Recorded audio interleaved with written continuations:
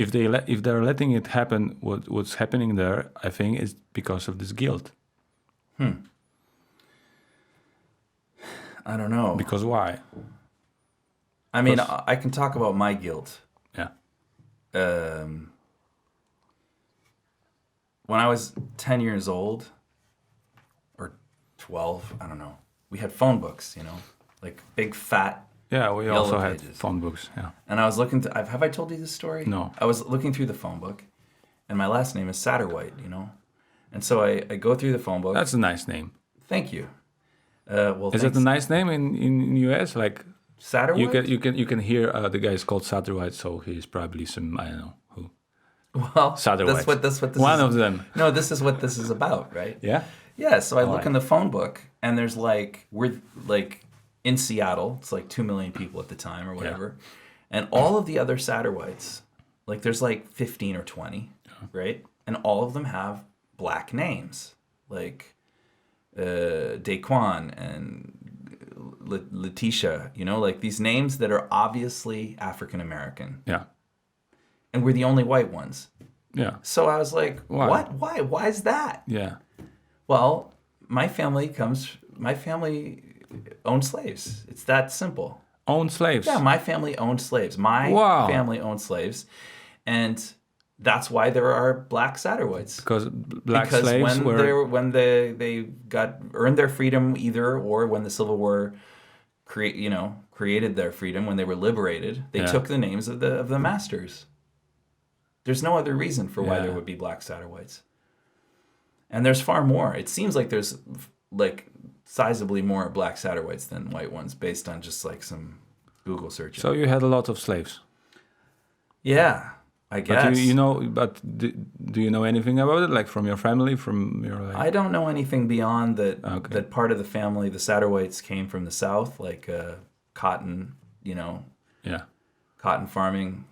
Georgia, I think, was in Georgia. So at the same time as finding this out, right? Mm-hmm.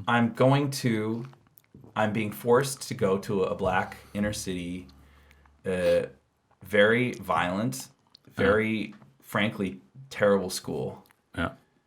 Because I drew the short straw in a lottery, and basically there was this well-meaning, intentioned liberal left-wing policy of the government to force desegregation of the schools. Okay. So I was living in a white neighborhood in Seattle. I went to an elementary school, and when it came time to go to middle school, they said, okay, you have 3 choices. You have your neighborhood school, you can pick another school, and your third choice has to be Asa Mercer, which was the school that was an hour away on the bus in the most dangerous part of the town, and in one of the poorest parts of the town. And basically, we basically got our third choice. So we essentially were forced to go to this school, me and my sister. We wouldn't have wanted to I was 11 years old, so. Yeah. But my parents accepted it, and we went there.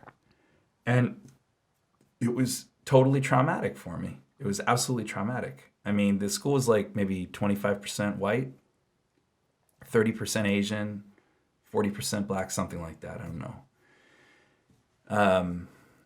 But it wasn't a nice place for me. I got picked on a lot.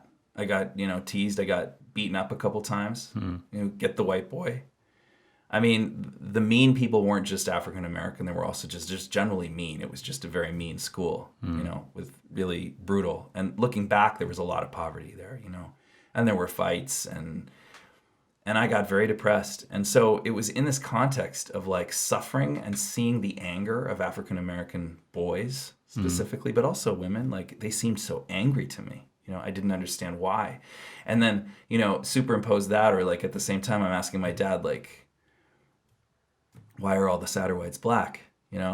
So I was the things in my brain were working. What? What did he say? He said, because we own slaves. Yeah. Yeah. So So it was not. It's not like taboo in the family, at least. Like No, it's not taboo in the family. But it's weird because my mother is very connected to her history, and she's very proud of her father, who was a political dissident and resisting Stalin and sort of like standing up. And where was that? Where is in Hungary? Okay. In Hungary, and my father has no stories, about anything. Like he's like as waspy as it gets. Like like Waspy. What's waspy? white Anglo-Saxon Protestant. Okay. It just like my grandmother's house. So your father's family is Protestant. Yeah, Okay. yeah. They're Presbyterian, I think. And you were Presbyterian when you were No, a kid? my mother was Anglican. She never got confirmed. She was Anglican from Hungary? No, her mother was British. All right. Okay. I guess her father was Catholic. I don't know. Hungarians are Catholic. I think so, yeah. So there was a big mix. My family did not raise me religious. Okay. We went to church on at Christmas sometimes. Okay.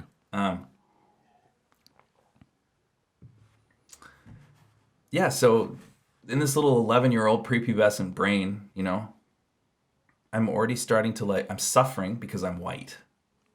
I mean, Yeah. right? People talk about white privilege, but you also have to talk about intersectionality. Like, it's just really interesting because I'm actually thankful that I was forced to go to this school. It really transformed who I am. It really gave me a bigger heart, I would say. So in a weird way, like we were the last year that they did this to because it was considered a failure. It was somehow like there was too much pressure for them to stop it. But my sister and I were the last year to like be forced to bus. Yeah. But yeah, the guilt was there, and it was more than guilt. It was like this like understanding that there's this super incredible amount of anger and poverty combined in the African American community in the States. And I experienced it. And because I experienced it, I was forced to like look beyond and ask why. At a very young age, I was forced to ask why. And I kind of I found a reason that what's the word? Like it actually involved me. You know what I mean? Yeah. So in that sense, I'm very left wing. And in that sense, I have no patience for white Americans who are like, all lives matter, or, there's no racism in the States. Makes you angry. It makes me super angry. It's like, how ignorant do you have to be? People are ignorant. I mean, I guess you can't, that's the thing, right? That's the thing that I'm saying is like, on the one hand, you can't blame somebody for being ignorant, but on the other hand, you can.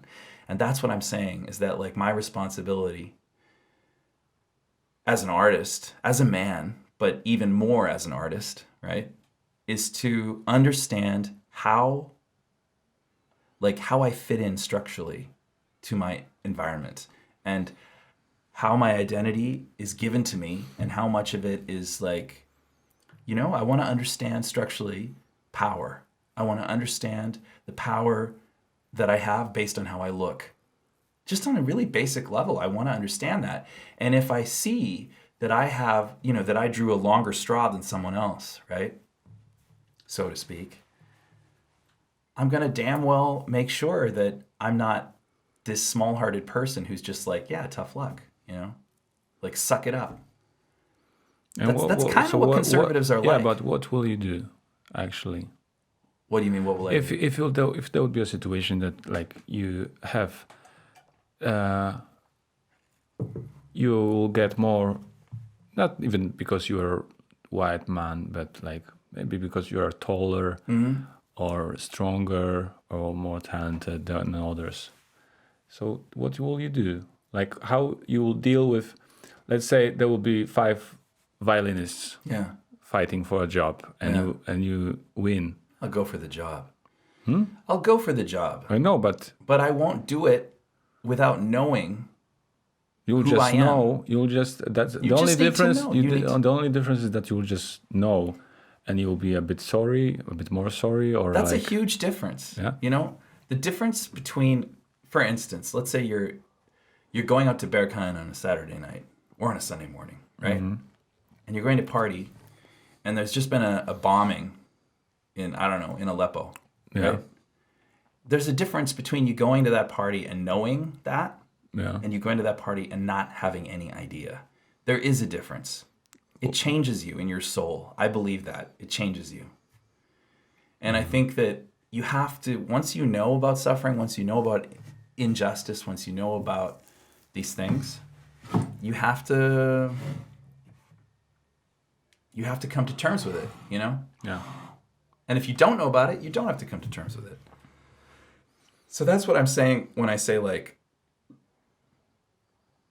I don't think anybody should feel guilty for something they didn't do, you know?